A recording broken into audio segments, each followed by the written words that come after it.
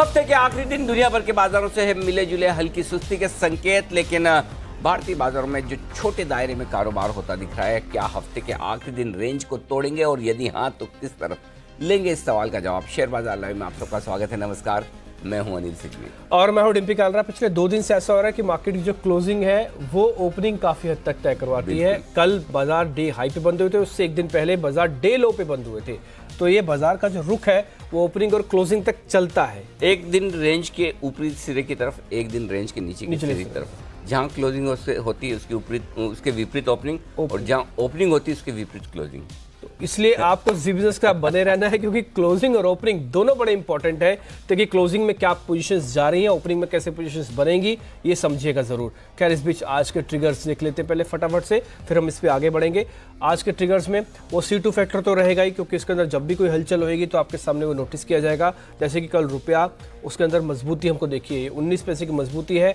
अब हम 70 की तरफ नहीं बढ़ रहे, बल्कि 68 से और करीब हुए हैं। 68-92 का स्तर पे हमको कल की क्लोजिंग मिली है। आज 2 दिग्गज कंपनियां, और ये शायद इतिहास में पहली बार होगा, नितिन मुरारका भी बता रहे थे कि TCS और इन्फोसिस का नतीजे एक साथ एक ही दिन है, और दोनों भी बाजार बंद होने के बाद है। तो दोनों का रिएक्शन आपको एक साथ मिलेगा। दोनों की वेटेज न केवल IT पे बल्कि इंडेक्स पे भी काफ़ी ज़्यादा है।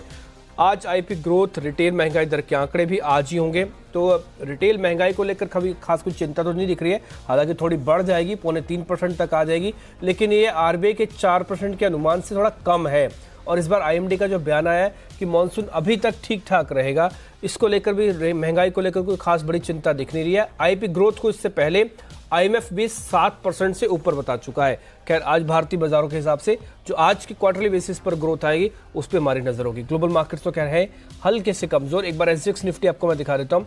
SGX निफ्टी के अंदर अभी हल्की सी गिरावट आपको देखने को मिल रही है। या आप मेरे सिर के जस्ट ऊपर आपको SGX निफ्टी लगा हुआ दिख रहा है, और इसके अंदर गिरावट है 32 पॉइंट की और 11,643। सर स्क्रीन पे सर के अच्छा, स्क्रीन पे मैंने सोचा आपके सर के ऊपर तो लाइट दिख रही है एक्चुअली। मेरी स्क्रीन में जहाँ बैठा, स्क्रीन में सर के जस्ट ऊपर आपका SGX निफ्टी, रुपया, जो सारी इंपॉर्टेंट चीजें सिर चढ़कर बोलती है, तो हमने सिर ही चढ़ा दी। क्या बात तो सारी सिर चढ़कर बोलने वाली चीजें हमको हमने सिर चढ़ा दिया। ठीक है। और डिम्पी जी के स्टॉक भी सर चढ़कर बोल रहे हैं जो चुनावी मौसम में पिछले दोनों स्टॉक सर, दोनों। पहला तो ग्लोबल स्पिरिट्स है, और वो अच्छा चला। कल पहले हमने पीने की बात की थी, कल हमने खाने की बात की थी। तो कल था प्रताप स्नैक्स, तो वो भी कल बहुत जबरदस्त चला, 10% से ज्यादा। हाँ, कल 10% से ज्यादा चला। हालांकि इसकी क्लोजिंग हमको 7%, 7.5% में मिली। क्या बात है, लेकिन उम्मीद करते हैं सर इसी तरीके से बेहतरीन सीरीज आज भी है सर। इसमें क्लोजिंग में हम करेंगे, आपके साथ ही होगा वो। तो वो उसके अंदर हमारी ना इसमें कोशिश बहुत साफ है। हमारी कोशिश है कि जब चुनाव हो तो चुनाव से जुड़ा हुआ जिसके लिए 5 साल में एक बार एक ट्रिगर बनता है ना, वो आप नोटिस कर लो बस। आगे कंपनी का जो होना है वो अपनी रिसर्च, अपने वित्तीय सलाहकार से जरूर पूछ लीजिएगा। हम आपके सामने वो सारी चीजें रखना चाहते हैं जो चुनाव में 5 साल में एक बार होती हैं, वो आपके काम आ जाए, ताकि आपको पता लग जाए। और बिल्कुल, और वो काम आती दिखी भी है कि 2 दिनों से लगातार दोनों स्टॉक जो आपको सर अब सब जगह चर्चा हो रही है लिकर स्टॉक्स की। अब सब जगह हर कोई लिकर स्टॉक्स के पीछे घूम रहा है। तो वक्त से पहले आपने जो बताया वो बेहतरीन रहा है कि मतलब जब स्टॉक चलने लगे उससे पहले बताएं तो फायदा है। अच्छा सर, आज ना ग्लोबल मार्केट से ही हम शुरू करना चाहेंगे। लेकिन ग्लोबल मार्केट्स में ना मैं पहले आप मेरे को एक काम कीजिए, पहले ना ग्लोबल मार्केट से ट्रेंड तक बता दीजिए। फिर ग्लोबल मार्केट के ना 2 हिस्से हैं। एक हिस्सा अब आपको अंतर्राष्ट्रीय बाजार है, दूसरा हिस्सा मैं आपको उस समय बाद में पूछूंगा। पहले जरा ग्लोबल से मेरे को ट्रेंड तक बताइए, क्या रुझान क्या है? देखिए, ग्लोबल मार्केट से रुझान न्यूट्रल साइड पर है। मैंने नेगेटिव इसलिए नहीं रखा क्योंकि कच्चा तेल $71 के आसपास है और रुपया हमारा मजबूत है। 3 दिन से रुपया लगातार मजबूत हो रहा है, तो कोई ऐसी दिक्कत वाली बात ग्लोबल मार्केट से दिख नहीं रही। और अमेरिका भी देखिए मुश्किल से सुस्ती के साथ बंद हुआ है, थोड़ा ऊपर थोड़ा नीचे, कोई खास फर्क नहीं है। और एशियाई बाजारों में 50-100 पॉइंट की मंदी तेजी हांगकांग की बड़ी मायने नहीं रखती, तो इसलिए बड़ी सुस्ती वाला माहौल है। और आप पिछले 3 दिनों में देखिए डाउ की रेंज बहुत छोटी हो गई है। मुश्किल से 150-200 पॉइंट की रेंज में डाउ पूरे दिन वक्त बिता देता है। तो इसका मतलब क्लियर कट है कि वेट एंड वॉच वाली सिचुएशन वहां पर भी है, इसमें कोई डाउट नहीं। पॉइंट नंबर 1, इसलिए ग्लोबल संकेत तो न्यूट्रल साइड पर रखे हैं। ठीक है। इसे ग्लोबल में आपने करेंसी को भी काउंट किया? करेंसी और क्रूड दोनों काउंट कर चुका हूँ। तो करेंसी हमारी मजबूत है, और कल की करेंसी की मजबूती वाकई में लाजवाब है। क्योंकि कच्चा तेल धीमे धीमे ऊपर जा रहा है, लेकिन करेंसी गिरने से मना कर रही है। और 1-1.5 दिन 2 दिन का करेक्शन आता है, तो करेक्शन के बाद फिर से करेंसी मजबूत हो जाती है। तो ये एक अच्छा संकेत है। तो करेंसी का संकेत कंफर्ट देने वाला है, और शायद यही वजह कि हम कच्चे तेल का दाम जो $71-72 के आसपास है, फिर भी हमें डर नहीं है। तो डर इसीलिए नहीं है। ठीक है, इस बीच सर एफआई से लेकर ट्रेंड तक का रुझान क्या कहता है? एफआईएस के डेटा न्यूट्रल साइड पर है, घरेलू फंड्स के डेटा न्यूट्रल साइड पर है, एफएनओ के डेटा न्यूट्रल साइड पर है, सेंटीमेंट थोड़ा सावधानी भरा है और ट्रेंड भी न्यूट्रल है। मतलब एक भी नेगेटिव नहीं है आज, एक भी पॉजिटिव नहीं है, सारे न्यूट्रल है। सावधानी भरे ट्रेंड को आप कॉशियस माने, उसको भी न्यूट्रल माने तो न्यूट्रल मान सकते हैं। मतलब सारे डेटा न्यूट्रल साइड पर है, ये आज साफ दिख रहा है। एक और चीज़ है सर, नितिन मुरारका ने हमसे एक बात रखी थी कि शुक्रवार को अमूमन वो ट्रेंड हमको दिखता है जो चलता हुआ ट्रेंड है उसका रिवर्सल है। तो चलता हुआ ट्रेंड क्या था पूरे हफ्ते में? चलता हुआ ट्रेंड है एक सीमित दायरे में उतार चढ़ाव के साथ कारोबार, और अगर इसका रिवर्स होना है तो ये हो सकता है कि इस रेंज के बाहर निकलने की कोशिश बाजार आइदर साइड। तो वो रेंज क्या हो सकती है? 11,550 से 11,700, ये 150 पॉइंट की रेंज है जिसमें बाजार वक्त बिता रहा है। तो अब इस रेंज के बाहर निकलने की कोशिश, ट्रेंड के विपरीत तो यही हो सकता है कि सुस्ती भरे कारोबार से आप बाहर निकलने की कोशिश करें। तो क्या आज क्लोजिंग बेसिस पे 11,550 तोड़ देगा या क्लोजिंग बेसिस पे 11,700 के पार निकाल देगा? ये बड़ा सवाल। तो देखते हैं इसका जवाब मिलता है या नहीं। संभावना तो वैसे कम है, एटलीस्ट ऊपर की संभावना तो कम दिख रही है, नीचे की होगी या नहीं होगी। तो ये अगर आप ये समझते हैं कि शुक्रवार को जो ट्रेंड है उसके विपरीत करें, तो ट्रेंड तो सीमित दायरे में कारोबार का है, न तेजी का न मंदी का। थोड़ा लंबा ट्रेंड देखेंगे तो तेजी का लाइफ टाइम हाई के नज़दीक है, लेकिन अगर आप एक हफ्ते का ट्रेंड देखेंगे तो वही है कि कोई बड़ा मूव नहीं है, तो बड़ा मूव फिर आज आ सकता है। ठीक है, तो निफ्टी के मैं लेवल आपसे पूछूंगा, लेकिन जो दूसरा हिस्सा मेरे को ग्लोबल के हिसाब से पूछना था या फिर भारत के हिसाब से भी जानना था, वो था जेट एयरवेज को लेकर क्या हो रहा है। क्योंकि जेट एयरवेज का जो ईओआई खुला है, आप अपना एक्सप्रेशन दिखा सकते हैं कि आप उसमें इंटरेस्टेड हैं कि नहीं है, उसमें एक दो पार्टीज के नाम अब आना शुरू हो गए हैं। और साथ ही साथ अब ये है कि सिर्फ 12 ही उनके जहाज उड़ रहे हैं, इंटरनेशनल सब। आप मुझे ये बताओ कि आप पहले क्या सुनना चाहते हैं, क्या अच्छा सुनना चाहते हैं, खराब सुनना? मैं दोनों ही अलग अलग बताऊंगा। सर देखिए, जेट के जो निवेशक हैं उनके कान तरस गए अच्छी खबर सुनने को। अच्छी खबर सुनने तो पहले जरा अच्छी सुना दीजिए। अच्छी खबर 2-3 है। पहली चीज, बहुत सारे दावेदार आ रहे हैं, है ना भाई। अगर स्वयंवर है और लोग आ रहे हैं तो फिर किसी न किसी के साथ तो शादी हो जाएगी। अब वो टर्म्स कंडीशन क्या होती है वो एक अलग बात है, लेकिन शादी होने की पूरी पूरी संभावना है। अर्जुन है, करण है, वो बात की बात है। दावेदार तो बहुत सारे हैं, ठीक है ना। तो दूसरी अच्छी बात, इतिहाद, जिसने मन बना लिया था कि नहीं हम नरेश गोयल साहब के साथ नहीं बैठेंगे, हम इनके साथ डील ही नहीं करनी, हर बार ये बात करते हैं पलट जाते हैं। सबसे पहले बात उन्होंने उठाई थी कि उनको बोर्ड से बाहर रखो। हाँ, तो फिर अब अगर वो ये चाहते हैं कि हम 26 से 49% पहुंच जाए या ज़्यादा अलाउ करें तो ज़्यादा पहुंच जाए, तो भी अच्छी बात है। तो इतिहाद का आना, क्योंकि देखिए जेट को चलाने के लिए सबसे बेस्ट अगर एयरलाइंस अभी हो सकती तो इतिहाद हो सकती, क्योंकि वो ऑलरेडी पार्टनर रहे हैं, उनको अंदर की बातें सारी पता है। दूसरों के मुकाबले में ज्यादा पता होगी, सारी तो नहीं होंगी ये बात पक्की है। हिंदुस्तान के प्रोमोटर कभी भी सारी बातें अंदर की बताते नहीं, कोई कितना ही बड़ा पार्टनर हो जाए, लेकिन हाँ काफी कुछ पता होगा, दूसरों के मुकाबले में ज्यादा पता होगा। तो ऐसे में इतिहाद आता है तो ये अच्छी खबर है। तो ये 2 अच्छी खबर है। एक और बहुत अच्छी खबर है, वो मैं नेगेटिव बताने के बाद बताऊंगा। लेकिन इतिहाद पे मेरा एक और सवाल भी है, इतिहाद तो पहले भी था, फिर वापस आ रहा है, तो फिर ऐसा नया क्या हो रहा है? नया ये कि वो इत्यादि कहेंगे अब हम चलाएंगे, मैनेजमेंट कंट्रोल हमारा होगा, नरेश गोयल साहब का कुछ लेना देना नहीं। और एसबीआई तो कह ही रहा है कि कोई नया पार्टनर आए, कंप्लीट मैनेजमेंट कंट्रोल ले ले, जिसे चलाना चाहे चलाए। देखिए जेट तो तभी बिकेगी जब भाई कोई आदमी आकर ऐसी डूबती हुई एयरलाइंस पे पैसा लगाएगा, तो क्यों लगाएगा, कब लगाएगा? जब उसको पूरी अथॉरिटी है कि तुम अपने हिसाब से चलाओ, नहीं तो कोई क्यों खरीदेगा?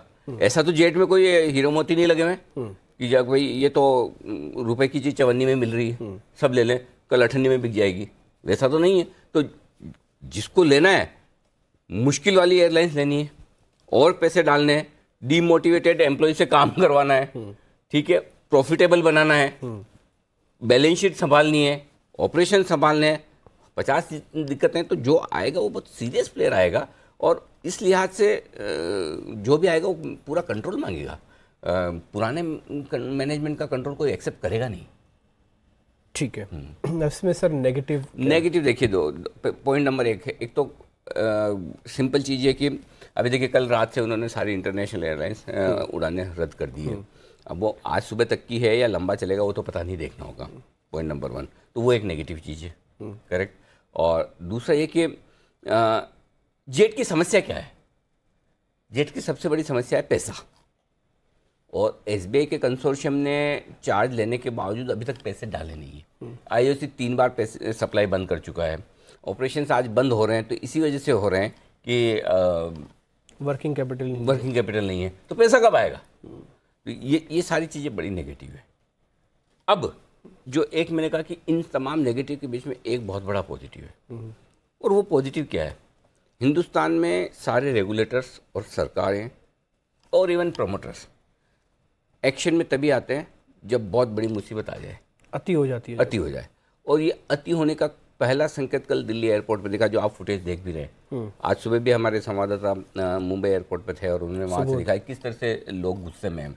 इंटरनेशनल उड़ानें रद्द हो रही हैं और उन्होंने कुछ लोगों से शायद बात भी की। बहुत मतलब रिएक्शन ऐसा हम दिखा भी नहीं सकते, इस तरह का रिएक्शन भी था लोगों का। मतलब इतना गुस्से में, जाहिर सी बात है कि भाई अगर आज आपको लंदन जाना है और आपकी अचानक से 1 घंटे पहले पता चले मेरी उड़ान रद्द हो गई, तो कितनी मुश्किलें हो सकती हैं। तो वो सारी चीज़ें हैं। तो पॉइंट क्या है, लेकिन अगर एयरलाइंस होल्ड पे आती है, बंद होती है, ऑपरेशन रुक जाते हैं, जनता का गुस्सा दिखता है, तो सरकार, जेट एयरवेज का मैनेजमेंट, चुनावी साल, एसबीआई का कंसोर्शियम, तीनों मिलकर तुरंत फैसला लेंगे कि इसको कैसे बचाना है। तो इसको बचाने की प्रोसेस फास्ट हो सकती है। तो इस पूरे जो ये कहते हैं कि बड़े संकट में मैं समाधान की तरफ का रास्ता देख रहा हूँ, यहीं से खुलेगा। वो बोलते हैं ना बड़ी लंबी गुफा है, लेकिन गुफा के अंत में जब आप निकलते तो उजाला दिखने लगता है। तो हम अभी अंधेरे में हैं एकदम जेट में, अंत की तरफ पहुंचेंगे तो उजाला दिखेगा। तो वो हो सकता है। तो ये जो हो रहा है ना, अगर ये थोड़ा और फ्लेयर अप हो जाए और यात्रियों का गुस्सा दिखे और ये सारी चीज़ें दिखे, तो आप जेट को जल्दी से लॉजिकल कंक्लूजन तक पहुंच, मतलब इसके सॉल्यूशन के लिए जल्दी काम किया जाएगा। फिर आपके एक्सपीरियंस और आपकी गट फीलिंग दोनों को मिला के क्या कहते हैं कि जेट में क्या हो जाएगा? बच जाएगी, हम बच जाएगी। हाँ, जहाज उड़ेंगे 100%। 50 से ज़्यादा उड़ जाएंगे। ये तो क्वांटिटी तो करना मुश्किल है, लेकिन हाँ बच जाएगी। और हो सकता है इवेंचुअली आप पूरी इसको फुल फ्लेज या 75, 70, 80% ऑपरेशंस में आते हुए देखें। 250 के ऊपर का रेट है, सब कुछ डिस्काउंट है, अभी होना बाकी है मेरे हिसाब से। देखिए वैसे आज मैंने स्टॉक ऑफ द डे में भी दिया था, तो मेरा ये समझना है, एक काम करते हैं ना सर, हाँ। एक मिनट रुकिए, स्टॉक ऑफ द डे का बिगुल लेगी पहले।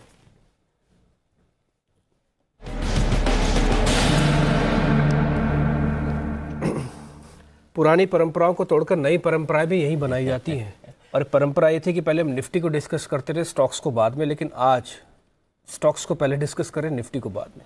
सर स्टॉक डिम्पी, देखिए एक खराब खबर है कि फ्लाइट्स रुक रही हैं, ग्राउंडेड हो रही हैं। दूसरी अच्छी खबर है, इतिहाद भी इंटरेस्टेड है और बाकी 5-6 प्लेयर और इंटरेस्ट दिखा रहे हैं। तो बाजार को पहला रिएक्शन किस पर देना, अच्छी या खराब खबर पर, ये बाजार जाने।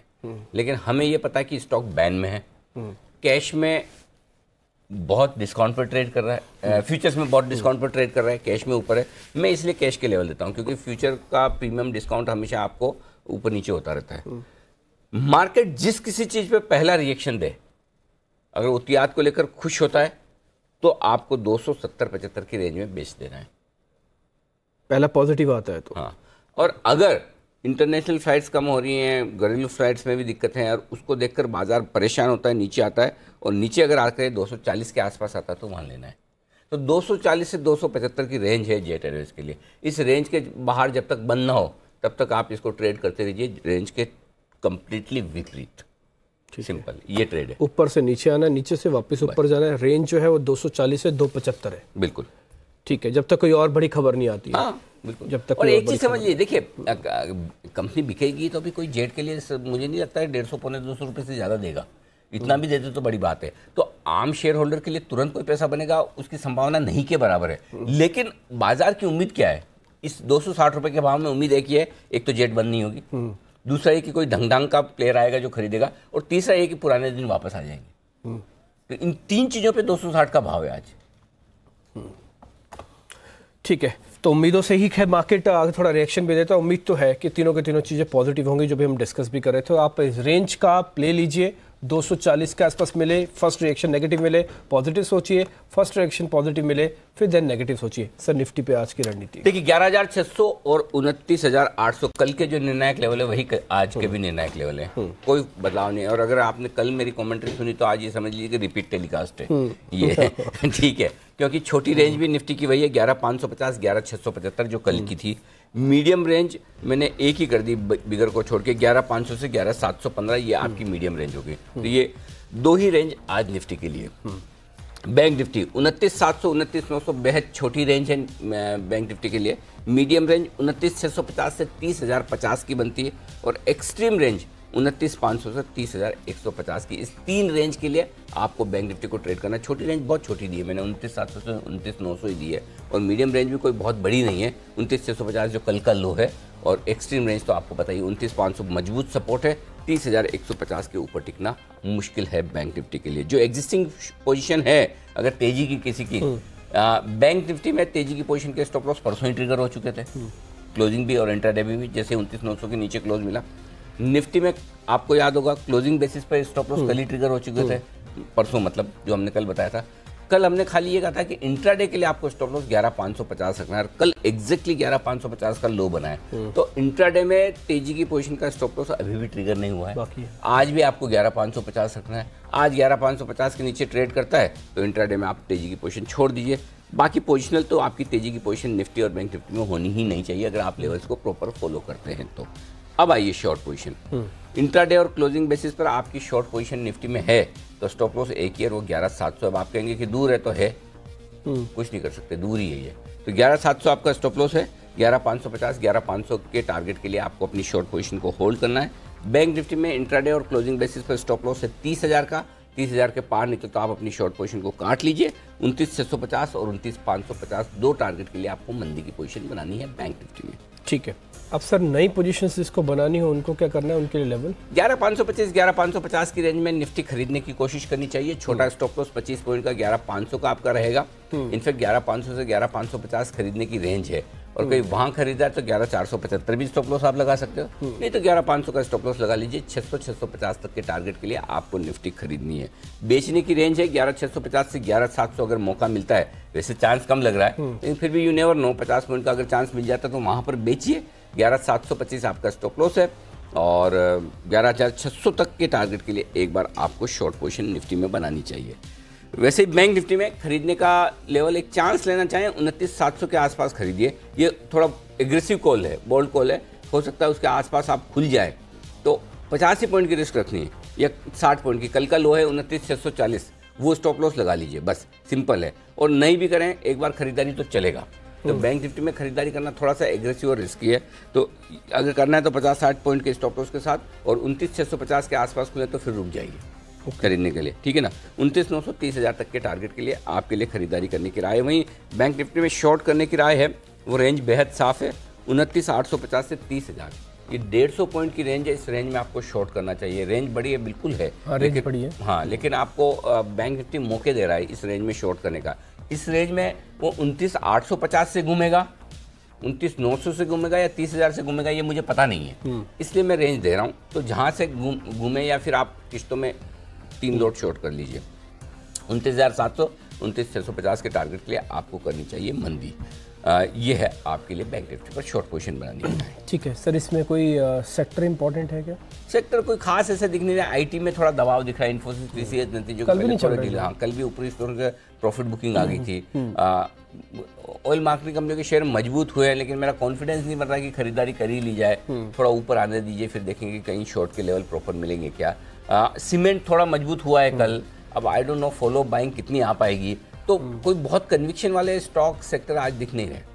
ठीक है सर, ये विक्स अभी भी 21 के आसपास ही है, कुछ नोटिस करने वाला है? थोड़ा नीचे आना चाहिए। अब जिस इंटरेस्टिंग चीज़ यही दिख रही है डिम्पी, देखिए अब मार्केट इतना रेंज में है और विक्स ऊपर है, इसका मतलब ये कि लोग ये सोच रहे हैं कि इस रेंज से बाहर निकलने की तैयारी है बाजार की, वॉलेटिलिटी बढ़ने की तैयारी, इसीलिए विक्स बढ़ रहा है। तो ये किसी न किसी तरफ निकलेगा। इस वक्त आप पूछेंगे तो शायद 60% चांस ये है कि नीचे की तरफ निकले और 40% चांस है ऊपर की तरफ निकले। तो देखते हैं क्या होता है। विक्स आपको ये बता रहा है और जो फ्राइडे फैक्टर है वो ये बता रहा है कि बाजार रेंज के बाहर निकलने के लिए तैयार हो रहा है। ठीक है सर, ये FIs और F&O के हिसाब से भी पहले जरा FIs पे आते हैं, वहाँ से क्या संकेत मिल रहे हैं? आपने आज इनको न्यूट्रल रखा, कल DS को 500 करोड़ की खरीदारी कैश में है, लेकिन सामने 750 करोड़ के स्टॉक्स बेचे हैं FIs ने, इसलिए स्टॉक स्पेसिफिक आंकड़े थोड़े से नेगेटिव साइड पर है। इंडेक्स खाली 28 करोड़ की खरीदारी की है, छोटा सा है, लेकिन एक चीज देखिए, स्टॉक्स में इंडेक्स में दोनों जगह FIs का ओपन इंटरेस्ट घट कर आया है। 3200 करोड़ से ज्यादा के ऑप्शंस खरीदे हैं, वहां भी ओपन इंटरेस्ट घट कर आया है। तो इसका मतलब क्लियर कट है कि FIs भी थोड़े समेटने के मूड में ज्यादा है, फैलाने के बजाय। तो इसलिए आंकड़े न्यूट्रल साइड पर हैं। घरेलू फंड के न्यूट्रल इसलिए कि उन्होंने सिर्फ 17 करोड़ की बिकवाली की, जो कि छोटी है उनके हिसाब से। तो डील्स का एडजस्टमेंट करके भी आप देखें तो आंकड़े कोई बहुत बड़े ऐसे नहीं कि जिससे आप परेशान हो, और अच्छे नहीं है कि जिससे आप बड़े खुश हो जाएं। सर, ये चुनाव का फेस चलता है, कई फेसेस में जब चुनाव हो रहे हैं, 2014 में भी आपने देखा, उससे पहले के चुनाव भी देखे, वो भी फेसेस में थे। उस समय इंस्टीट्यूशनल समेटते हैं या फिर बढ़ाते हैं? ये इस पर डिपेंड करता है कि उनका कॉन्फिडेंस लेवल कैसा है। एयर स्ट्राइक हुई उस दिन सब बाकी सारे लोग डरे हुए थे, लेकिन FIs ने उस दिन मन बना लिया कि 25-30 सीटें स्विंग हो जाएगी, और उन्होंने खरीदारी शुरू कर दी। तो ये चुनाव के पहले आपका कॉन्फिडेंस लेवल ये डिसाइड करेगा कि खरीदारी करनी है। लेकिन इस वक्त जो, और कल ही मैंने बाजार के 4 दिग्गजों के साथ एक शो भी रिकॉर्ड किया है, चुनाव इंडिया का, जिसमें म्यूचुअल फंड के 4 दिग्गज थे, और उनसे हमने पूछा भाई कि मार्केट क्या मान कर चल रहा है। तो कमोबेश एक चीज़ जो दिक्कत आ रही कि मार्केट ये मान के चल रहा है कि जैसे तैसे जो पुरानी सरकार है फिर वो वापस बन जाएगी इस प्राइस में। जब आप 11,600 पर है तो मार्केट ये मान कर चल रहा है।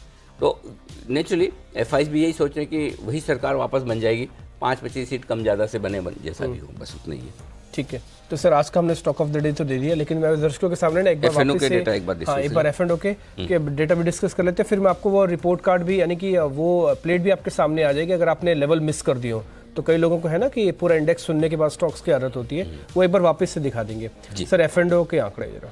F&O के आंकड़े में देखिए डिम्पी, एक चीज़ क्लियर है कि ओपन इंटरेस्ट कल निफ्टी और बैंक निफ्टी दोनों में घट कर आया है। बहुत ज़्यादा डेटा है नहीं, 11,500 इमीडिएट सपोर्ट है क्योंकि पुट में 33 लाख शेयर हैं, 11,600 निर्णायक लेवल इसलिए है, 25 लाख शेयर पुट में और 14 लाख शेयर कॉल्स में, लगभग बराबरी का मामला आप कह सकते हैं, इसलिए वो निर्णायक लेवल है। 11,700 के पार जाना फिलहाल मुश्किल है। तो रेंज बेहद साफ है, वही कल वाली कमेंट्री है, 11,500 11,700 दो गोल पोस्ट है, बीचों बीच में आप ये मिड मार्केट है 11,600 पर, कुछ भी बदला नहीं है। जब कुछ नहीं बदला तो मैं क्या करूँ, तो वैसा वाला हाल है। बैंक निफ्टी में सीरीज के पहले दिन है, हफ्ते की डेटा बहुत कम है, 29,500 इमीडिएटली मजबूत सपोर्ट दिख रहा है, 30,000 तुरंत वाला वो रुकावट वाला लेवल है, बस सिंपल इतना ही है। ठीक है, एक बार अब जरा स्टॉक ऑफ द डे का वो ग्राफिक्स आपके सामने आ जाएगा। आज था जेट एयरवेज। जेट एयरवेज के अंदर कोई बाय और सेल नहीं है, बल्कि एक रेंज है। इस रेंज के अंदर बाय और सेल आपको ही बनाना है। 240-275 की एक रेंज है। आज पॉजिटिव रिएक्शंस पे खुले तो फिर आपको ऊपर से शॉर्ट करना है, आज नेगेटिव रिएक्शंस पे खुले तो नीचे आने पर 240 का प्लस करना है आपको। इस जेट एयरवेज पे आज का ट्रेड है, हालांकि वादा बैन में है, जो भी कीजिएगा वो कैश में ही कीजिएगा और कैश के हिसाब से ही कीजिएगा। इस बीच आपके सामने हम रिसर्च टीम को जोड़ रहे हैं अपने साथ, और आज का हीरो शेयर 9 बजे होगा। पूजा आपको बताने वाले खबर वाले शेयर, दिवांशी आपको बताने वाले स्टॉक्स ब्रोकिंग हाउसेस की रिपोर्ट्स। जी बताएं पूजा, आज की खबर वाले शेयर्स। ग्रासिम से पहले शुरुआत कर लेते हैं। ग्रासिम टैक्स मामले में आज बॉम्बे हाई कोर्ट में सुनवाई होगी। पहले हम आपको बता दें कि टैक्स विभाग ने करीब 5,800 करोड़ के टैक्स की मांग की थी। इसमें आदित्य बिरला नूवो और आदित्य बिरला फाइनेंशियल सर्विसेज के मर्जर के बाद टैक्स विभाग ने ये मांग की थी। इस पर स्टे लगा दिया गया था, लेकिन इस पूरे मामले में आज बॉम्बे हाई कोर्ट में सुनवाई होगी। तो ग्रासिम आज नजर रखिए। इसके अलावा लक्ष्मी विलास बैंक भी फोकस में रहेगा। आज कंपनी की बोर्ड की बैठक है और पूंजी जुटाने को लेकर कुछ योजना हो सकती है, जिसकी की काफी सख्त जरूरत भी है इस वक्त बैंक को। तो उस पर क्या फैसला निकल कर आता है, यहाँ नजर होगी। DHFL पर भी नजर रखिए। ब्रिकवर्क ने करीब 56,550 करोड़ के डेट डिस्ट्रीब्यूशन इंस्ट्रूमेंट्स डाउनग्रेड कर दिए हैं। तो आज DHFL फोकस में रहेगा। स्टरलाइट टेक पूंजी जुटाने के लिए 23 अप्रैल को बोर्ड की बैठक होगी, जिसमें NCD के जरिए कंपनी कुछ रकम जुटा सकती है। तो आज यहाँ पर भी फोकस रखिए।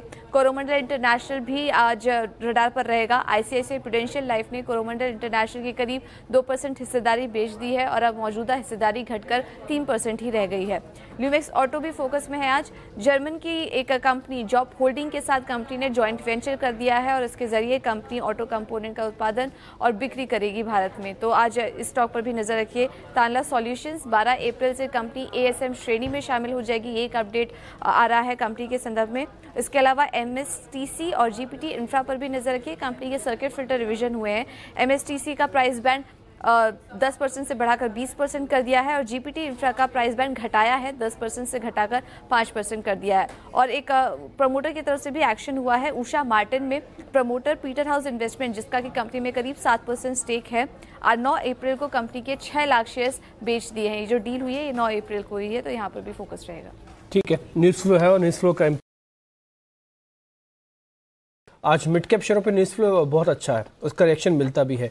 देवांशी बताएं आज की रिपोर्ट्स क्या है? बिल्कुल, आज बहुत ज़्यादा पॉजिटिव रिपोर्ट्स नहीं है, लेकिन सबसे पहले क्रेडिट स्विस की हेवल्स पे रिपोर्ट आई है, जहां पे उन्होंने रेटिंग घटाकर न्यूट्रल कर दी और साथ ही उन्होंने लक्ष्य भी घटा दिए हैं। अब 800 से घटाकर 780 तक के लक्ष्य किए हैं, ज़्यादा नहीं, 20 रुपये यहाँ पे लक्ष्य घटाएं। लेकिन वो ये मान के चल रहे हैं कि चुनाव में यहाँ पे केबल्स की जो डिमांड होती है वो बहुत ज़्यादा होती है, लेकिन चुनाव के बाद अब जो केबल्स कारोबार है वहाँ पर हमें धीमापन देखने को मिल सकता है, ग्रोथ में दिक्कतें आएंगी और साथ ही मार्जिन पर दबाव की आशंका जरूर बनती हुई दिख रही है। मैक्वारी की उज्जीवन पर बहुत ही ज़्यादा पॉजिटिव रिपोर्ट आती हुई दिखी है, जहाँ पे आउट परफॉर्मेंस रेटिंग है, 350 तक के लक्ष्य हैं और वो ये मानते हैं कि यहाँ पे उत्तराधिकारी की जो चिंता है वो अब दूर होती हुई दिख रही है और साथ ही माइक्रो फाइनेंस क्षेत्र में बहुत अच्छी ग्रोथ उनको यहाँ से दिख रही है। अगले 3 साल में उज्जीवन लगभग यहाँ पे 25% तक के ग्रोथ का अनुमान यहाँ पे बनता हुआ दिख रहा है।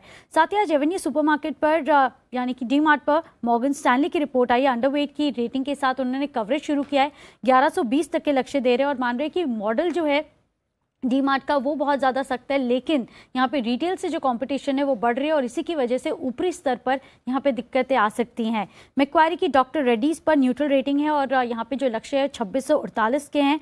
नए लॉन्च अब इस प्राइस में फैक्टर्ड इन है। सुबेक्सॉन में थोड़ी सी गिरावट की संभावना भी दिख रही है और साथ ही HSBC की मदरसन सूमी पे है, क्योंकि उन्होंने अपने अर्निंग्स के अनुमान लगभग 15 से 30% तक घटा दिए। मान रहे हैं कि जो ऑटो क्षेत्र में धीमापन दिख रहा है उसकी असर यहाँ पे देखने को मिल सकती है और यूरो और रुपए की जो करेंसी की असर है वो भी यहाँ पे दिख सकती है। आखिर में आप देखिए फार्मा क्षेत्र पर जेफरीज की रिपोर्ट आई है, जहाँ पे मान रहे हैं कि चौथी तिमाही फार्मा क्षेत्र के लिए थोड़ी सी पॉजिटिव हो सकती है, नतीजे सुधरते हुए दिख सकते हैं।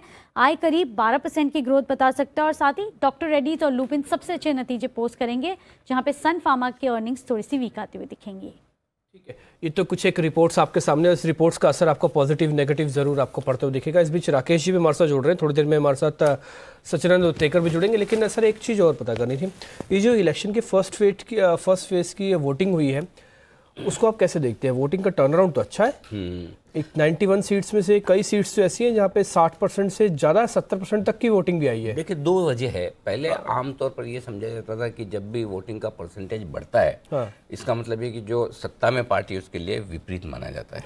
ठीक है, मतलब कि अगर आपको गुस्सा है ना किसी पे तो वोट डालने जरूर जाएंगे, अगर आपको प्यार है तो डाल दिया छोड़ भी दिया कि चलो ठीक है, क्या फर्क पड़ रहा है, मेरे वोट से क्या फर्क पड़ रहा है, ऐसा लोग सोच लेते हैं। लेकिन इसको मैं ये जो पुराने तरीके से जो ये सोच है कि ज्यादा वोटिंग का मतलब एग्जिस्टिंग पार्टी के लिए नेगेटिव, मैं उसे नहीं मानता अब, क्योंकि मैं कोई चुनाव का एक्सपर्ट नहीं हूँ, सेफोलॉजिस्ट नहीं हूँ, लेकिन जो एक कॉमन सेंस कहता है 2 चीजें बदली है हिंदुस्तान में। पहली, मीडिया ने, बड़े बड़े सेलिब्रिटीज ने, सब लोगों ने जिस तरह से वोट करने को एक मतलब उत्सव की तरह बताया है, राष्ट्रीय जिम्मेदारी बताया है, ऐसे लोगों में अवेयरनेस फैल रही है। सर ये जागरूकता बहुत फैल रही है, बिल्कुल फैल रही है। तो लोगों को लगता है कि नहीं, ये नेशनल हॉलीडे नहीं है, ये काम का दिन है, जाकर वोट करना है। तो वो उस वजह से वोट परसेंटेज बढ़ रहा है, पॉइंट नंबर 1। पॉइंट नंबर 2, जो वोट परसेंटेज बढ़ रहा है वो यंगस्टर्स की तरफ से भी बहुत बढ़ रहा है।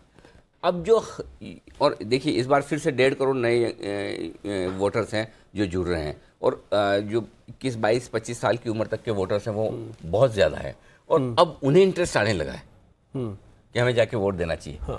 तो पहले ये था कि राजनीति, वोटिंग, ये सब जो 35, 40 प्लस 50, 60 तक की उम्र वालों का काम है। 60 के ऊपर वाले भी क्या वोट डालने जाएंगे, अब उनकी उम्र हो गई।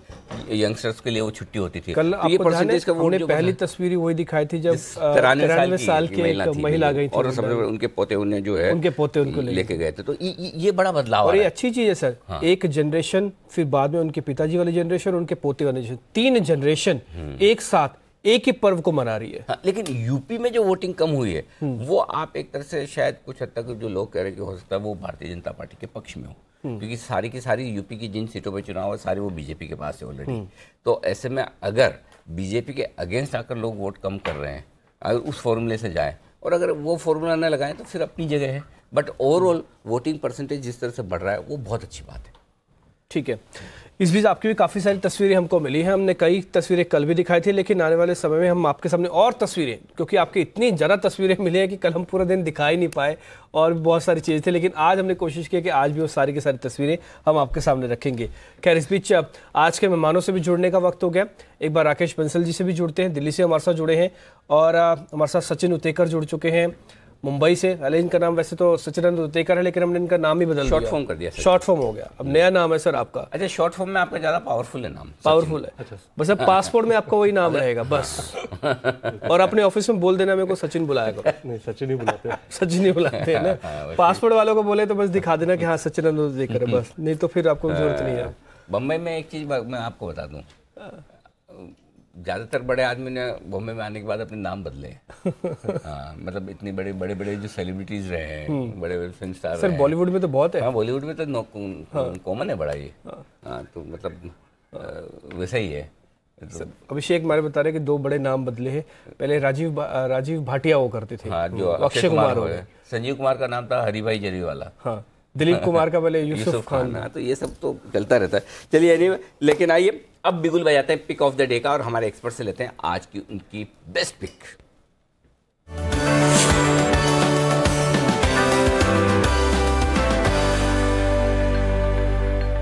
शुभ शुरुआत होगी दिल्ली से बंसल जी के साथ, और बंसल जी भी आज चश्मा लगा के आए बंसल जी। बंसल जी, ये कब से हुआ? चश्मा कब से लगा ये? अनिल जी, ये कुछ हुआ नहीं अनिल जी, कुछ नहीं हुआ, ऑल इज वेल। ये तो मैंने इसलिए लगाया अनिल जी, मैं गोल्ड पे सेल कॉल दी थी, और गोल्ड में अनिल जी कल बहुत बड़ी गिरावट देखने को मिली है, तो मैं गोल्ड में तेजी ढूंढ रहा हूँ, कहीं तेजी बची तो नहीं है गोल्ड के अंदर, इसलिए इसे पहन के घूम रहा हूँ। साहब, अगर आपके नंबर नहीं है, नंबर वाला चश्मा लगा के ढूंढेंगे तो तेजी होगी तो भी मिलेगी नहीं है, ध्यान रखिएगा। ये तरीका लेकिन ठीक है तेजी ढूंढने का। सर अगर बजट ना मिल रहे हो, कहीं दूरबीन तो नहीं इस्तेमाल करोगे आप? अभी चश्मा ही बंसल जी, पर मुझे ढूंढने में ना मिले तो बाद में आप दूरबीन लेकर देखो तो। बंसल जी अभी नजदीक में ढूंढ रहे हैं। लेकिन बस एक बार सर, बंसल जी चश्मे में लग स्मार्ट रहे हैं। एक बार फुल फ्रेम वापस दिखाई बंसल जी, स्मार्ट लग रहे हैं। बिना चश्मे के नहीं लगते, पहले भी स्मार्ट थे, अब और स्मार्ट लग रहे हैं, और ज्यादा स्मार्ट लग रहे हैं। हाँ, बिल्कुल। बताइए सर, आपकी आज की स्मार्ट पिक। अनिल जी, आज का मेरा पिक है एसीसी को अनिल जी खरीदने की राय है। सीमेंट स्पेस काफी अच्छा लग रहा है, सीमेंट में एसीसी इंडिया सीमेंट अच्छा लगता है। अनिल जी, मैंने एसीसी में 1610 का स्टॉप लॉस दिया था, बट इसके अंदर मुझे लगता है कि स्टॉप लॉस और पास का लगाना चाहिए। यहाँ पर 1640 के स्टॉप लॉस के साथ एसीसी को खरीदने की राय है 1800 के टारगेट के लिए। 1640 का स्टॉप लॉस, ये मार्केट खुलने के पहले पिक में आप जो ये स्टॉप लॉस 30 रुपए ऊपर कर रहे हैं, ये जो आपका कॉन्फिडेंस आया, ये क्यों, कहां से आया? हाँ। देखिए अनिल जी, मैं काफी दिनों से ना रिसर्च कर रहा था साइकिल ऑफ कॉन्ट्रैक्शन और एक्सपेंशन पर, तो अब ये मैं जब मेल कर दिया था तो उसके बाद मैं इस कंक्लूजन पे पहुंचा कि यहाँ पर 1640 का स्टॉप लॉस एकदम वाजिब है, तो छोटा स्टॉप लॉस ही लगाना चाहिए, शॉर्ट टर्म ट्रेड है 1640 के स्टॉप लॉस के साथ। और अनिल जी, मुझे लगता है यहाँ बड़ी तेजी देखने को मिलेगी, 120-125 रुपए का अपमूव एसीसी दिखाने का पोटेंशियल रखता है। ठीक है, इसलिए 1800 का टारगेट है, और कल वैसे भी डे हाई पे जाके बंद हुआ है। आज कन्विक्शन बंसल जी का कह रहा है कि और चलेगा, तो 1800 तक के टारगेट के लिए आप इसमें खरीदारी करें। आप इसमें एक स्टॉप लॉस भी रख लीजिएगा 1610 का, जो आपको यहाँ पे दिया गया है। सचिन, आपकी तरफ से आज का पिक ऑफ द डे। देखिए, मेरी नज़र है एशियन पेंट्स पे। अगर हम ओवरऑल इस चार्ट स्ट्रक्चर को देखें तो यहाँ पर वीकली चार्ट्स पे high top high bottom structure काफ़ी अच्छी तरह मेंटेन्ड है। जो गिरावट आई थी वो गिरावट कहीं जाकर थम सी गई है। इनफैक्ट इसके 20 day exponential moving average weekly basis पे जहाँ पर प्लेस्ड है, वहीं पे कहीं परसों का लो था, स्विंग लो 1405 के आसपास। तो मुझे लग रहा है ये 1400 का लेवल एक नया सपोर्ट बन चुका है। जिस तरीके से कल के सत्र में इसमें क्लोजिंग हुई थी, एक वापस एक बुलिश हरामी काइंड ऑफ फॉर्मेशन था, जो रीइंस्टेट कर रहा है कि ओवरऑल स्ट्रक्चर इसका वैलिड रह सकता है। तो आई थिंक गिरावट जो हुई थी, आई थिंक वो क्रूड के वजह से हुई थी, और मुझे लग रहा है जितने उसके वेरिएंट्स थे उन बाकी सभी स्टॉक्स में अच्छा बाउंस बैक आ चुका है। तो मुझे लग रहा है एशियन पेंट्स ऐसा कैंडिडेट है जो आज के सत्र में अच्छा प्रदर्शन दिखा सकता है। सो 1410 के स्टॉप लॉस के साथ यहाँ पर खरीदारी करने की सलाह होगी। 1440 मेरा पहला टारगेट होगा, और 1465 एक पोजिशनल टारगेट होगा। ठीक है, 1440 और 1465 दो बड़े टारगेट हैं। ये बात अच्छी भी है, क्योंकि कल ना धीरे धीरे रिएक्शन ऑयल मार्केटिंग कंपनीज ने, पेंट वाली कंपनीज ने, जहां जहां पे क्रूड का फैक्टर नेगेटिव था, उन्होंने रिएक्शन देना शुरू किया था। अगर आज क्योंकि $71 पे है, करेंसी मजबूत है, तो ये चल सकते हैं। ध्यान रखिएगा एशियन पेंट्स पे। कल भी ज़्यादातर समय हरे निशान में ही था। ACC हो गया, एशियन पेंट हो गया। सिद्धार्थ सडानी बीच बीच हमारे साथ जुड़ चुके हैं। सिद्धार्थ के आपको कई कॉल्स पता होंगी, याद होगा आपको L&T, याद होगा आपको मारुति, जिस करेज के साथ याद होगा कॉल आपको दिया। भारत फोर्ज पर डे, पर मिनट पर डे, पर ऐसे कुछ पर डे है ही ना, सामने पूछ रहे थे। भारत फोर्ज में सर क्या बोल रहे थे आप, कितनी गन बनती है कितने मिनट में?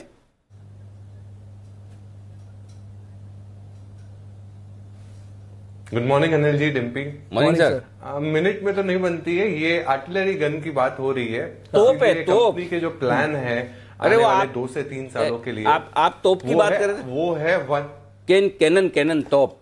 अच्छा, जिसका मुंह लंबा होता है, पीछे से गोला उसको भी गन ही बोलते जी, बिल्कुल बिल्कुल आर्टिलरी गन।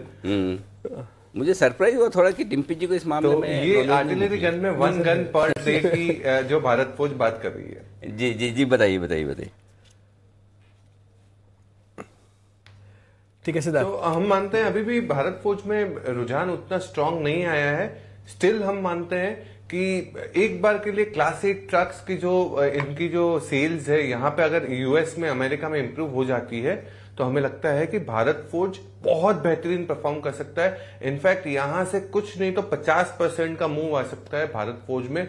बहुत बड़ी कॉल है, बट हम अभी भी मानते हैं कि एक बार के लिए अगर ऑटो सेक्टर में थोड़ा सा रुझान बेहतर हो गया, अमेरिका में, भारत में, भारत फौज सबसे बेहतरीन परफॉर्म करके देगा। ठीक है सर, ये तो पहली वाली आपकी कॉल है, लेकिन आज आप नई पढ़ाई करके नया शेयर पक्का से ढूंढ के लेके आए हैं। वो शेयर कौन सा है? उसको पिक ऑफ द डे कहते हैं। मैं आपके लिए एक स्पेशल बिगुल भी उजाड़ देता हूं, आज का सिद्धार्थ सडानी का पिक ऑफ द डे।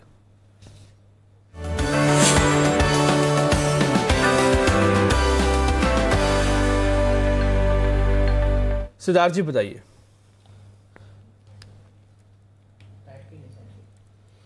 देखिए डिम्पी, आज आईटी का दिन है और हम जानते हैं कि टीसीएस, इन्फोसिस के नतीजे, आईटी के दिन पे आईटी को ही रेकमेंड करना चाहिए। और आईटी में जिस नाम से हमें बहुत लगाव है, वो है L&T इन्फोटेक। हमें लगता है कि L&T इन्फोटेक 2100 के लक्ष्य से आपको बाइंग करनी चाहिए।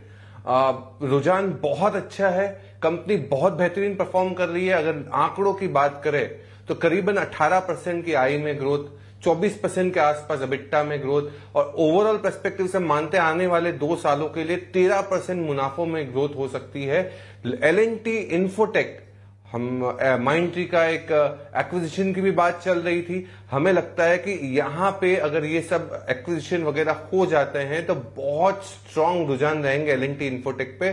L&T समूह पे हमारे सारी स्टॉक पे अब कवरेज आ गया है। L&T बड़ा, L&T टेक्नोलॉजी, और अब है L&T इन्फोटेक। हमें लगता है कि L&T इन्फोटेक 2100 के लक्ष्य से आपको जरूर बाइंग करनी चाहिए। लक्ष्य जो है वो 1 साल के पर्सपेक्टिव से है। बिल्कुल, तो सिद्धार्थ जी कह रहे हैं लक्ष्य ना ओझल होने पाए, 2100 का रखिए टारगेट L&T इन्फोटेक पे, और खरीदारी की जा सकती है। कल भी ठीक ठाक क्लोजिंग इसकी हमको मिली है L&T इन्फोटेक। बिल्कुल, और कुणाल जी भी हमारे साथ आ चुके, तो कुणाल जी की भी अब ले ली जाए पिक। कुणाल जी बताइए आपका pick of the day. Good morning Anil ji. Morning sir. Good morning sir. आज जिस काउंटर पर दाव लगाना है, उस काउंटर की चर्चा हम कल भी बाजार बंद होते समय कर रहे थे, और जब बाजार में रिकवरी बन रही थी तो उसका पूरा श्रेय रिलायंस इंडस्ट्रीज को जा रहा था। तो मुझे लगता है कि रिलायंस इंडस्ट्रीज को बाय करना चाहिए। स्ट्रक्चर बहुत अच्छा है रिलायंस इंडस्ट्रीज का, लगातार ये स्टॉक आउट परफॉर्म कर रहा है, करेक्शन भी पूरा हो गया है, और कल हमने दोबारा इसमें तेजी बनते देखी। डे हाई पर कल रिलायंस इंडस्ट्रीज बंद हुआ। मुझे लगता है कि अगर आज बाजार थोड़ा सुस्त खुलता है, थोड़ा नीचे खुलता है, और मान लीजिए आपको रिलायंस थोड़ा सा नीचे मिल जाए, तो उन स्तरों पर बाय करें। यहाँ स्टॉप लॉस 1325 रुपए पर रखें, और इसके लिए लक्ष्य 1375 रुपए का है, जो मुझे लगता है कि आज ही आ सकता है। तो रिलायंस इंडस्ट्रीज बाय करने के लिए ये इंटरेस्टिंग है कि SGX निफ्टी आपको अभी भी लाल निशान में दिख रहा है। आपके पास कोई बहुत अच्छे ग्लोबल मार्केट के संकेत नहीं है, न्यूट्रल है। उसके बावजूद चारों के चारों मेहमानों ने खरीदारी की राय दी। उसमें एक और गौर करने वाली बात है कि इसमें इंडेक्स के 3 बड़े शेयर भी शामिल है, Reliance Industries, Asian Paint, ACC जैसे दिग्गज भी शामिल है, और तीनों पे ही खरीदारी की रिकमेंडेशन है। तो इंटरेस्टिंग रहेगा आज का शुक्रवार का ट्रेड कि बाजार किस तरफ चलता है। शुरुआती रुझान हल्के से कमजोर जरूर आते हुए दिख रहे हैं।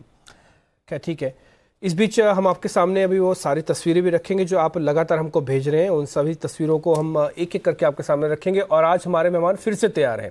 आपको उस वोट के बदले में शेयर देने के लिए। तो वोट के बदले शेयर जो हमारी एक मुहिम हमने कल छेड़ी है, और सर इस मुहिम को बहुत जोरदार समर्थन मिला लोगों का भी और ब्रोकिंग हाउसेस का भी, और बाहर मेरी तो काफ़ी सारे लोगों से बाहर बात होती रहती है, उन्होंने कहा एक गजब है और ये अपने आप में पहली है। बिल्कुल, तो क्या है लोगों को और ऐसी ब्राइब है जो मिलती रहनी चाहिए। लोगों को आपको मोटिवेट करना जरूरी है, और जब लोग वोट डाल के आए और वो टीवी पर दिखे तो फिर उनके लिए, और जो खुशी की लोग बात जो नहीं जा रहे हैं वोट डालने, उन्हें भी लगता है कि हाँ ये काम करना चाहिए। तो ये बिल्कुल कुछ और तस्वीर हम आपको थोड़ी देर में दिखाएंगे, बताएंगे कि आपने जो तस्वीर हमें भेजी है, और हर चरण के मतदान में जब भी जिस दिन वोटिंग होगी उस दिन हमारी ये मुहिम जारी रहेगी कि आप वोट डालिए और साथ ही अपनी फ़ोटो खींचिए, भेजिए हमें, हम जी बिजनेस पर आपको दिखाएंगे। लेकिन कुछ स्टॉक्स है वहाँ पर फोकस करते हैं। DHFL ये है वो स्टॉक जिस पर आपको राय देनी। वायदा कारोबार के बैन में आया है सचिन ये स्टॉक, और साथ ही खबर ये है कि ब्रिकवर्क ने इनकी कोई रेटिंग थोड़ी डाउनग्रेड भी की, 56,000 करोड़ के जो इनका डेट है उसकी। बताइए स्टॉक पे क्या कुछ दबाव दिख रहा है छीते जी के बाद? मुझे लग रहा है एक कंस्ट्रेंट रेंज में इनफैक्ट, बट थोड़ा सा पॉजिटिव बायस स्टॉक में रहा है। 175 के आसपास एक इमीडिएट रेजिस्टेंस है, बट ओवरऑल अगर हम स्ट्रक्चर को देखें तो यही कहीं पर ऐसे बड़ी वीकनेस नहीं नज़र आ रही है। एक कंडीशनल सेल होगा, अगर 164 के नीचे इसमें स्विंग बनता है तो आई थिंक थोड़ा सा दबाव आ सकता है। ये लेवल जो मैं मेंशन कर रहा हूँ वो स्पॉट के लेवल्स है, तो वो लेवल अगर ब्रेक होता है तो ही थोड़ा सा दबाव आ सकता है। बट ऊपर के लेवल्स भी देखें तो मुझे लग रहा है 175 176 के आसपास रेजिस्टेंस है, तो कहीं पर एक रेंज बाउंड एक्शन ही देखी जा सकती है। लेकिन कल ठीक ठाक क्लोजिंग थी इसकी, 2.5-3% ऊपर थी। आज अगर थोड़ा एडजस्ट हो भी जाता है, नीचे आता भी है, तो शायद देखते हैं कितना उस समय ओपनिंग पे मिलेगा। लेकिन कल की क्लोजिंग ठीक थी, आज हल्की सी नेगेटिव खबर इसके अंदर है।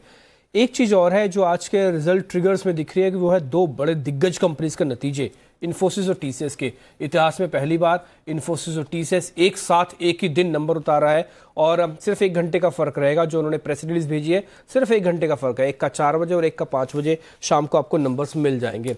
लेकिन इस नंबर्स रहेंगे कैसे? क्या दोनों के ठीक आ रहे हैं, दोनों के खराब आ रहे हैं, या दोनों के ठीक ठीक है? बताने के लिए मेरे सहयोगी कुशल मेरे साथ जुड़े हैं। तो कुशल, पहले एक काम कीजिए, पहले आप टीसीएस के बारे में बताइए, इसका पूरा विश्लेषण कीजिए कि गाइडेंस कैसे रह सकती है, नंबर्स कैसे रहेंगे और पुराना ट्रैक रिकॉर्ड क्या था। जी हाँ, तो टीसीएस के जो नतीजे रहने वाले हैं वो स्टेबल ही रहने वाले हैं, उसमें कोई बड़ा ट्रिगर हमें इस तिमाही में नज़र नहीं आएगा, क्योंकि आमतौर पर आईटी कंपनियों के लिए ये क्वार्टर जो है वो सीजनली जो है वो सुस्त रहता है। अगर हम मुनाफे की बात करें तो उसमें 2% की गिरावट हमें देखने को मिल सकती है, क्योंकि अन्य आय करीब 45% गिरने का अनुमान है। साथ साथ डॉलर आय में 2.5% की बढ़त हम देख पाएंगे, और मार्जिन्स पर उस पर थोड़ा दबाव हमें देखने को मिल सकता है, क्योंकि लागत बढ़ने से और साथ साथ रुपया में जो 2% की मजबूती पिछली तिमाही में आई है उसकी वजह से मार्जिन्स करीब 0.6% लुढ़कने का अनुमान हो सकता है। अगर हम इनके आउटलुक की बात करें, जो FY20 का आउटलुक है टीसीएस का, और साथ साथ जो BFSI वर्टिकल पे मैनेजमेंट की जो कमेंट्री रहेगी उस पर आपको खास ध्यान देना होगा आज के सत्र में। तो क्वेश्चन ये क्वार्टर ऑन क्वार्टर बेसिस पर और YOY बेसिस पर, यानी कि साल दर साल और तिमाही दर तिमाही एक जैसे नंबर रहेंगे? दोनों में कमजोरी या दोनों में फर्क होगा? दोनों में आई मीन इन्फोसिस की जो गाइडेंस है, क्योंकि टीसीएस गाइडेंस तो जारी नहीं करती है, तो इन्फोसिस की जो गाइडेंस है उसमें थोड़ी हमें मार्जिन की जो गाइडेंस है उसमें 1% की कटौती देखने को मिल सकती है। बट अदरवाइज अगर हम रिजल्ट्स को देखें इन्फोसिस की, तो उसमें जो एडजस्टेड मुनाफा है वो करीब 2% की गिरावट उसमें भी देखने को मिल सकती है, सिमिलर टू टीसीएस। और अगर हम डॉलर आय की बात करें तो वो 2.2% बढ़ने का अनुमान है, यानी कि 0.3% कम टीसीएस के मुकाबले। और अगर हम मार्जिन्स की बात करें वो दोनों में सिमिलर है, 0.5% और 0.6% और 0.5%। और अगर हम गाइडेंस की बात करें, जैसा कि मैं पहले बता रहा था आपको कि मार्जिन गाइडेंस जो है वो 1% रिड्यूस हो सकता है इन्फोसिस का, और कांस्टेंट करेंसी ग्रोथ की जो गाइडेंस है वो 8 से 10% रहने का अनुमान है। मतलब गाइडेंस दोनों की शायद हो सकता है कमजोर आते हुए दिखे, खैर एक तो देती नहीं, लेकिन जितना समझ में आ रहा है कि शायद ये है कि गाइडेंस हो सकता है दबाव में रहे, लेकिन इन्फोसिस के नंबर्स टीसीएस के मुकाबले थोड़े ज़्यादा बेहतर हो सकते हैं, ये उसके प्रॉफिटेबिलिटी से देखने को मिल रहा है। बिल्कुल, तो देखते हैं इन्फोसिस और टीसीएस, हालांकि दिख तो दोनों ही कमजोर रहे हैं, राइट? तो चल भी नहीं रहे सर, कल मूवमेंट भी नहीं आया। हाँ, मूवमेंट भी कल नहीं आया, नहीं तो इनको 2 दिन पहले तक मजबूत थे, लेकिन कल से ही परसों दोपहर से ही थोड़ा कमजोर होना शुरू कर दिया। इनका ट्रैक रिकॉर्ड है, ये नंबर से 24 घंटे पहले रिएक्शन देना लग जाते हैं। तो ये 24 घंटे पहले का रिएक्शन समझ लिया जाए, क्या करना है सर? देखिए, मुझे लग रहा है टीसीएस का स्ट्रक्चर अभी भी थोड़ा बेटर ही है। इनफैक्ट इस महीने के शुरुआत में जब स्टॉक इसी लेवल्स के आसपास था, वहाँ पर हमने एक रिकमेंडेशन दिया था बाय करने के लिए 2150 के टारगेट्स के लिए। मैं अभी भी उस पर्टिकुलर टारगेट से सहमत हूँ। इनफैक्ट जिस तरीके से अभी भी स्ट्रक्चर है, मुझे लग रहा है 2000 के नीचे जब तक वीकली बेसिस पे क्लोजिंग नहीं होती तब तक आई थिंक इस स्ट्रक्चर में कोई बड़ा बदलाव नहीं हो सकता। और अगर हम ओवरऑल ब्रॉडर स्ट्रक्चर भी देखें, अगर वहाँ से थोड़ी सी गिरावट होती भी है तो 1950 के आसपास काफ़ी स्ट्रॉन्ग बेस है। तो मुझे ज़्यादा यहाँ से डिक्लाइनिंग ट्रेंड नहीं लग रही है। इनफैक्ट अगर थोड़ा सा टाइम लेता है तो वो कंसोलिडेशन ही होगा, बट डेफिनेटली वीकर ट्रेंड नहीं है। अगर गिरावट होती है तो वहाँ पर खरीदारी की ही सलाह होगी। ठीक है, तो खरीदारी से इन्फोसिस पे भी आप यही कहेंगे ना कि खरीदें, कि इन्फोसिस पे अलग राय है आपकी?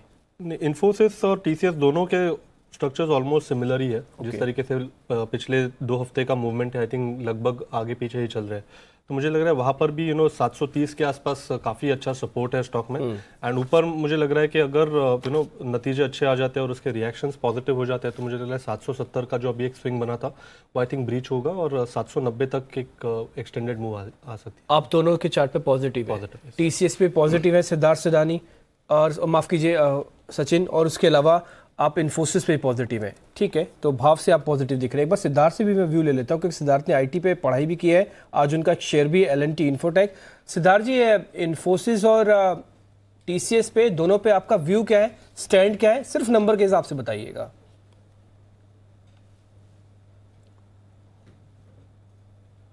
देखिए, हमें लगता है कि नंबर्स के हिसाब से इन दोनों पे अभी बाइंग नहीं करनी चाहिए, क्योंकि कमजोरी हो सकती है दोनों ही क्षेत्र में, और Q4 के जो नतीजे होते हैं नरम ही रहते हैं, तो यहां से बहुत बड़ी उम्मीदें भी नहीं लगानी चाहिए। यहां पे सबसे बड़ी चीज है, मार्जिन बहुत ज्यादा गिर गए तो स्टॉक में रिएक्शन जरूर रहेगा।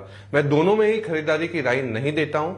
मुझे लगता है कि अभी लार्ज कैप आईटी स्पेस से थोड़ा सा दूर रहना चाहिए। बाय ऑन डिप्स की जब स्ट्रैटेजी देनी होगी तब हम दे देंगे, बट सबसे बड़ी चीज अभी अगर आईटी क्षेत्र में ध्यान देना भी हो वो मिड कैप साइड पे देना चाहिए। मुझे लगता है मिड कैप आउट परफॉर्म करेंगे लार्ज कैप को in terms of financial numbers, इसीलिए मैंने LNT इन्फोटेक दिया था। और हम मानते हैं कि मिड कैप के साथ ही जुड़े रहे, ये दोनों ही रिजल्ट के हिसाब से दूर रहे, वो बेहतर है। रिजल्ट के हिसाब से दूर रहे दिग्गजों में। सर इस बार ना भाव और भावनाओं में फर्क दिख रहा है। भाव के हिसाब से, चार्ट के हिसाब से तो ठीक दिख रहा है, भावनाओं के हिसाब से लग रहा है कि हाँ मार्जिन में दिक्कत आएगी, ग्रोथ को लेकर दिक्कत है, गाइडेंस को लेकर आशंकित है, यूएस में जो प्रॉब्लम। आपने एक सेंटेंस कहा ना वो सबसे काम का है। 24 घंटे पहले के रिएक्शन पर फोकस कीजिए, वो रिएक्शन मजबूती की तरफ नहीं आता हुआ दिखा। इसलिए ऐसे में खरीदारी के पहले थोड़ी सावधानी रखना ठीक है। लेकिन क्या खरीदारी एक स्टॉक में करनी है जो बैन से बाहर आया है आज लंबे समय के बाद? सीरीज के पहले दिन से बैन में था, लेकिन उससे पहले बता दें टीसीएस का टॉप मैनेजमेंट आपके लिए हम इंटरव्यू करके लेकर आएंगे और बताएंगे कि टीसीएस में क्या कुछ हुआ है। राजेश गोपीनाथन, साथ ही गणपति सुब्रमण्यम साहब, अजयेंद्र मुखर्जी और वी रामाकृष्णन साहब जो CFO हैं टीसीएस के, ये सारे के सारे मेहमान आपके साथ जुड़ेंगे। कल सुबह ये इंटरव्यू आप एक्सक्लूसिव इंटरव्यू देख पाएंगे स्वाति खंडेलवाल हमारी एग्जीक्यूटिव एडिटर के साथ। और बता दूं आपको कि जी बिजनेस पहला हिंदी बिजनेस चैनल ऐसा है जिनके साथ टीसीएस का टॉप मैनेजमेंट बातचीत करता है। राजेश गोपीनाथन साहब ने और टॉप मैनेजमेंट ने पिछली बार भी एक्सक्लूसिव इंटरव्यू हमें दिया था। आइए कुछ और स्टॉक्स की तरफ आगे बढ़ते हैं, और उनमें से अदानी पावर। कुणाल जी, आपके लिए है ये सवाल। फाइनली सीरीज के पहले दिन बैन में था, लेकिन अब बैन से बाहर निकल चुका है, आज खरीदना है या नहीं? अनिल जी देखिए, कल भी जब हम इसकी चर्चा कर रहे थे मैंने 52 रुपए के लेवल की बात की थी, और मुझे 52 पर एक रेजिस्टेंस नजर आता है। 51 की कल की क्लोज है, तो मुझे लगता है एक बार 52 पार हो जाए तब तो देखिए इसको बढ़ चढ़ के लेना चाहिए। स्ट्रक्चर अच्छा है, लेकिन 52 पर बहुत स्टिफ रेजिस्टेंस है, तो एक बार 52 पार हो तब मुझे लगता है खरीदारी करनी चाहिए। स्ट्रक्चर अच्छा है और इस बार शायद बैन के बाहर रहकर ये काउंटर तेजी दिखा सकता है। 52 के ऊपर मुझे लगता है कि बाय करना चाहिए। ठीक है, एक कैश का शेयर हो रहा है सर स्टरलाइट टेक, पूंजी जुटाने को लेकर 23 तारीख को इनकी बोर्ड की बैठक होने वाली है। तो एक बार सिद्धार्थ, माफ कीजिए कुणाल जी, एक बार जरा आप ही चेक कीजिए, फिर मैं एक सिद्धार्थ से भी राय लूंगा, क्योंकि उन्होंने स्टरलाइट टेक के बारे में एक बात रखी थी कि टेलीकॉम में ना जाए बल्कि टेलीकॉम की तारें बिछाने वाली कंपनीज पे जाए। तो एक बार जरा पहले आप चार्ट चेक कीजिए कुणाल जी, 23 तारीख को रकम जुटाने के लिए बैठक कर रहे हैं। देखिए डिम्पी जी, चार्ट स्ट्रक्चर में इसमें लगातार हमने कमजोरी देखी है। इसमें लोअर पीक्स बने हैं और 220 रुपए का एक अहम सपोर्ट था, उसको भी स्टरलाइट टेक ने तोड़ा है, और उसके बाद हमने बड़े वॉल्यूम के साथ 2 दिनों में पिछले एक बड़ी गिरावट भी देखी है। मुझे लगता है देखिए चार्ट पर अभी कोई रिवर्सल के संकेत नहीं है। अगर आज मान लीजिए खपे पॉजिटिव हैं तो हो सकता है आपको एक उछाल बनते हुए दिख जाए। असली जो चुनौती है वो 220 रुपए का स्तर होगा।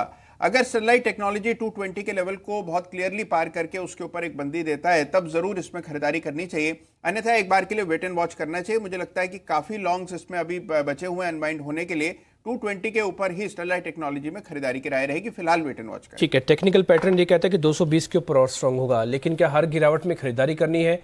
जब जब आपको 5 रुपए, 10 रुपए, 15, 20 रुपए नीचे मिले वो सिद्धार्थ सडानी से समझ लेते हैं। सिद्धार्थ जी, आपकी राय स्टरलाइट टेक्नोलॉजीज।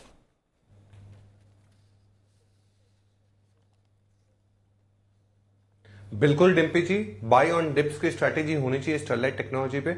अभी घबराहट है थोड़ी सी स्टॉक में, पर यही समय है जब घबराहट होती है तभी लेनी चाहिए। स्टरलाइट टेक्नोलॉजी ऑप्टिक फाइबर में 5G रोल आउट, जो नेटवर्क का रोल आउट होने वाला है ये साल में, उसका सबसे बड़ा बेनिफिशियरी अगर कोई हो तो वो होगा स्टरलाइट टेक्नोलॉजी। और हम मानते हैं कि जिस हिसाब से इनके ऑर्डर बुक ग्रो हो रहे हैं, अभी हाईएस्ट ऑर्डर बुक है, और ये ऑर्डर बुक एग्जीक्यूशन करने के लिए कंपनी को आने वाले 2 साल का ऑर्डर पूरा फुल है। हमें लगता है स्टरलाइट टेक्नोलॉजी अगर ये टेलीकॉम का 10% भी फायदा ले ले तो हम मानते हैं कि यहां से स्टॉक प्राइस कहीं भी जा सकता है। स्टरलाइट टेक्नोलॉजी बिल्कुल बाय करें, हर गिरावट पे आप ऐड करते जाए। जीवन, ये एक और स्टॉक है जहां पर राय लेना चाहता हूं सचिन जी आपसे। मकवायरी की रिपोर्ट है, 350 रुपए के लक्ष्य उन्होंने उज्जीवन के लिए दिया, उसी के आसपास स्टॉक ट्रेड कर रहा है। कोई खरीदारी या बिकवाली का मौका है? कल तो स्टॉक में बड़ा एक्शन दिखा था। जी बिल्कुल, इनफैक्ट डेटा भी अगर हम देखें तो कैश वॉल्यूम्स भी अच्छे थे, ओआई एडिशंस भी काफ़ी बेटर था। एक हर्डल जरूर है स्टॉक में 355 350 के आसपास, और जिस तरीके से फ्यूचर्स में क्लोजिंग है मुझे लग रहा है वापस इस पर्टिकुलर हर्डल को रीटेस्ट करने की कोशिश कर सकता है स्टॉक। तो मुझे लग रहा है यहाँ पर थोड़ा सा पॉजिटिव बायस ही रखना चाहिए, 335 के स्टॉप लॉस के साथ यहाँ पर बने रहना चाहिए एंड रिव्यू करना चाहिए पोजीशन एक बार 355 के ऊपर। ओके, तो ये राय है आपके लिए इस वक्त। लेकिन एक और स्टॉक है जिस पर फोकस करिए, वो है लक्ष्मी विलास बैंक। इस पर बंसल जी जरा अपनी राय दीजिए। इसकी बोर्ड बैठक भी होने वाली है कैपिटल फंड रेजिंग के लिहाज से। आज बोर्ड बैठक है, स्टॉक काफ़ी वॉलेटाइल है, सर्किट टू सर्किट चलता है, अब थोड़ा खुला है वापस 90 रुपए के आसपास। खरीदना है या बेचना है?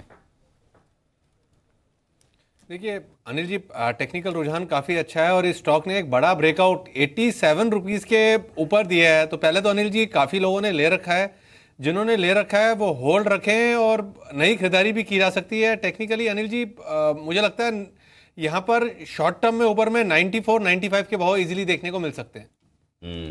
बिल्कुल। और जो आज सुबह हम बात कर रहे थे, देखिए समस्या होगी, सॉल्यूशन के लिए साथ आएंगे, ये खबर देख लीजिए उसका असर। तो 10-15-20 मिनट हुए पहले देख लीजिए। अब विमानन मंत्रालय जेट एयरवेज से जुड़े हुए सभी मुद्दों की आज समीक्षा करें। अब होगा ये बड़ी मीटिंग होगी, सरकार के बड़े मंत्री एक साथ आएंगे, डिस्कस करेंगे, बैंकर्स आएंगे, फिर जेट का मैनेजमेंट होगा और ये तरीका ये निकाला जाएगा कि कंपनी को कैसे बंद होने से बचाया जाए। जेट के विमान उड़ते रहे, उसके लिए क्या करना जरूरी, पहले वो करिए, बाद में देखेंगे कंपनी कैसे बचेगी। यही होगा देखना आप। ऐसे और बयान भी आ सकते हैं? हाँ आएंगे, 100% बयान ही नहीं आएंगे, काम भी होगा। काम भी होगा क्योंकि ये करना ही पड़ेगा, इसके अलावा कोई इलाज नहीं। ये जिस तरीके से, जिस स्पीड से कंपनीज के को लेकर बयान आ रहे हैं, अप्रैल तक में कोई नया कैंडिडेट पता लग सकता है? हाँ 100% पता लग जाएगा। 100% अंदाज नहीं लगा, 100% हो जाएगा। ज़्यादा टाइम नहीं है जेट के पास, मतलब ऐसे देखा जाए तो राशन खत्म हो चुका है और उधारी पे चल रहा है। उधारी पे भी अब तो उधार भी नहीं मिल रहा वैसा है। तो अब तो सिंपल चीज़ है कि अगर जेट के सॉल्यूशन के लिए टाइम चाहिए तो सबसे पहला काम तो बैंकर्स को आके ये करना पड़ेगा, हम 500-1500 करोड़ डाल रहे हैं, जिससे आप 1 महीना एयरलाइंस चलाइए, तब तक हम सॉल्यूशन ढूंढते हैं। या तो वो काम करें या तुरंत 5-7 दिन में सॉल्यूशन ढूंढ के ख़त्म करें, 2 में से एक काम करना ज़रूरी है। तो इसलिए वो बहुत जल्दी होने वाला। तो आप जो ये पूछे कि क्या हो जाएगा, मुझे पूरी संभावना दिखती है कि अप्रैल के महीने में आपको पता चल जाएगा कि जेट का भविष्य क्या है। ठीक है, तो ज़रा लंबा इंतजार नहीं होगा। अच्छा, एक ना सिटी की रिपोर्ट आई है वोल्टास पे, जरा सचिन इसको जरा जल्दी से देख लीजिए। 690 तक का टारगेट दे रहे हैं। जी बिल्कुल, इनफैक्ट स्ट्रक्चर काफ़ी बेहतरीन है। इनफैक्ट 4 हफ्तों का कंसोलिडेशन है, 600 के आसपास एक काफ़ी अच्छा बेस है स्टॉक में। एंड ऊपर अगर रेजिस्टेंस देखें तो 630 के आसपास थोड़ा सा दबाव देखा गया था, बट मुझे लग रहा है ओवरऑल स्ट्रक्चर काफ़ी बेहतरीन है। यहाँ पर लॉन्ग पोजीशन बनानी चाहिए, 600 का स्टॉप लॉस रखना चाहिए, और जैसे ही ब्रेकआउट हो जाता है 630 633 के आसपास, आई थिंक वहाँ से एक अच्छा मोमेंटम बन सकता है स्टॉक में 670 के लिए। ओके, तो ये है राय आपके लिए वोल्टास पर। 690 का लक्ष्य सिटी का। अच्छी रिपोर्ट देखते हैं आज इसके दम पर कितना एक्शन दिखता है।